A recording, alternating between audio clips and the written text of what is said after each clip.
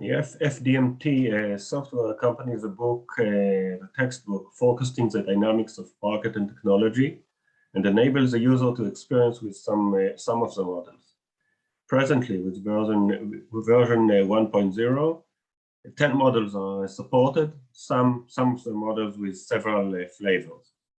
For each model, the user can use the default values or choose to alter them, and then activate the forecast, present the results as a graph or as a graph on the computer screen, or save the data to an Excel file.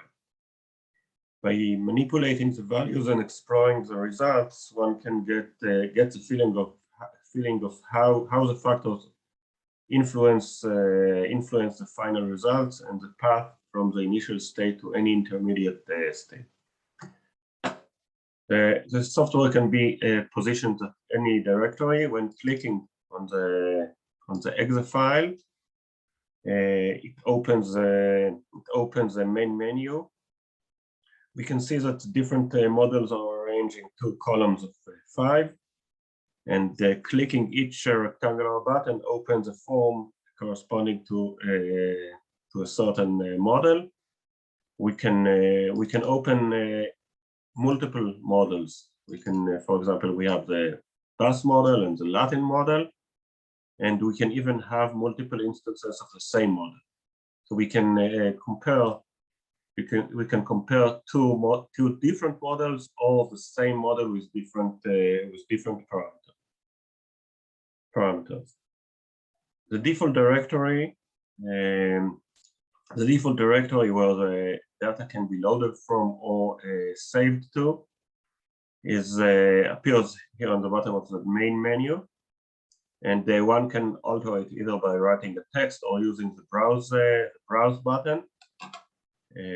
If we change it, let's say to new folder 1, we need to make sure that the directory is there. But then if we reopen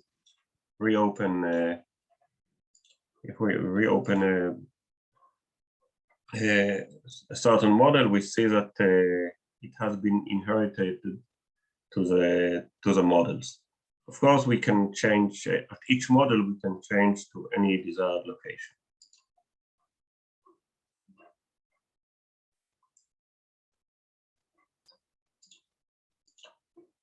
At the top left, we see the product lifecycle rectangle or button.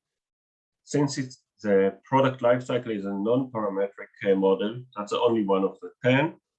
It simply displays the data from an input Excel file. We see as a pointer to an Excel file, and we can choose which of the parameters present. There is no use to saving it because the origins are from an input file. So we can input from file, and then we can display the data. We can display multiple data or choose which one to display. With a bus model, we can see the bus model parameters, and also we can control the seed. It does not necessarily need to start with 0. It can be some seeding or some initial value of the bus model. We can generate with the default values. We can present either both of cumulative and periodic, or just periodic or just cumulative. We can change the parameters and see how it influences, and we can save it to a file. And okay, we can see that the file was generated in the same folder that the program, that the exe file resides. Okay, so we can start with 0. We can start with with 0.1 or whatever.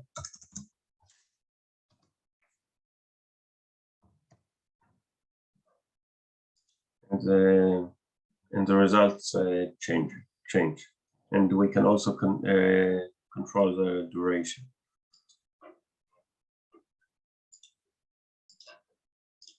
The Latin model is similar to the bus model in nature, but has different parameters. And again, we can generate forecast or either cumulative or periodic. And we can also export the data into an Excel file. Then the next one is the extended bus models. And here we can control the coefficients of price and advertising, and also the price decline rate and advertising budget. Again, we can present cumulative or periodic, and we can also present the price and advertising budget on the same graph. Here it simply covers. We can see the periodic curve, but maybe the cumulative will be clearer.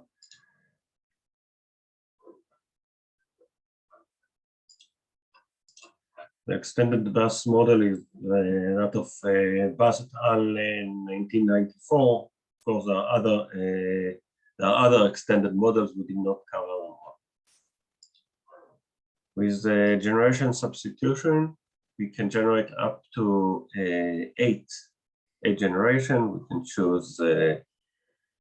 can choose to forecast with 3 generations. We see the 3 generations. This shows the changes in each generation adoption, of course, and when people abandon the generation and switch to a new one, we see a negative curve. We can use one of the installed base, and then we see the different generations cumulative adoption. And we can change the number of generations up to 8. Up to 8. Here is an 8.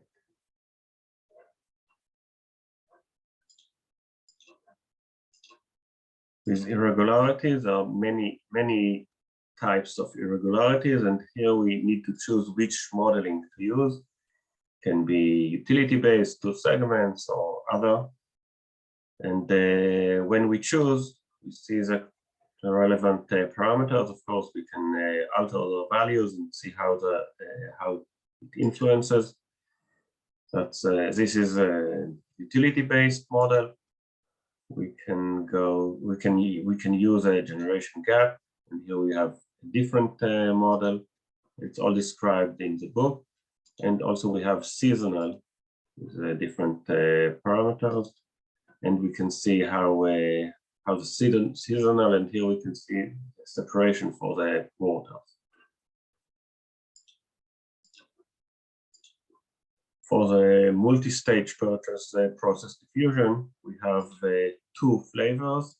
We can either use a Kalish model, which is 2 or 3 stages, and we can see the parameters. Again, we can choose to have a cumulative or a periodic, or both. And we can choose to have a 4-stage multi-stage, 4-stage purchase process, and here we have different parameters, and we can see how it influences.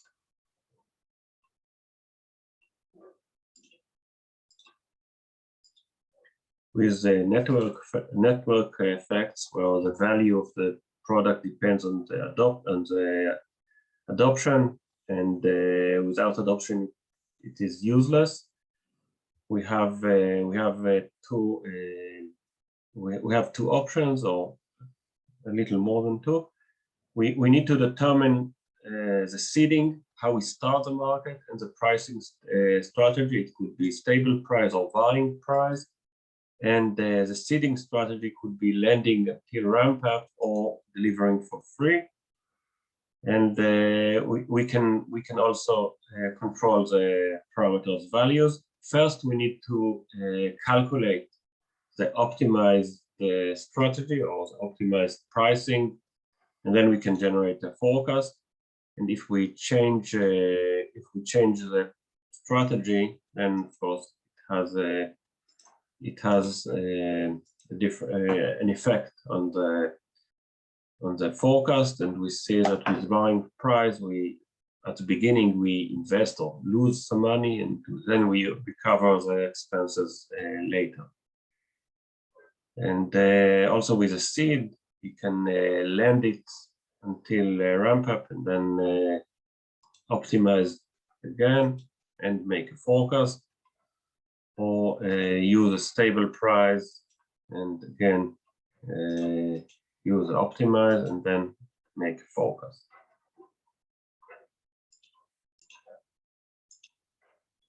For repeat purchase modeling, we deal with products that have a limited lifetime, and we can choose between 4 options of the lifetime distribution.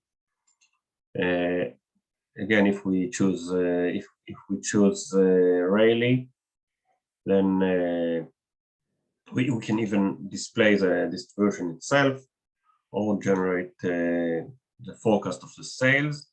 If we choose normal, we have an additional value. We have a sigma and a mean, and that's a normal distribution, and we can generate a forecast.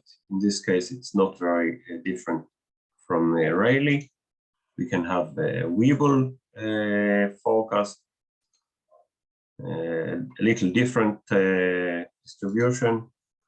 Again, with these parameters, the difference is not significant.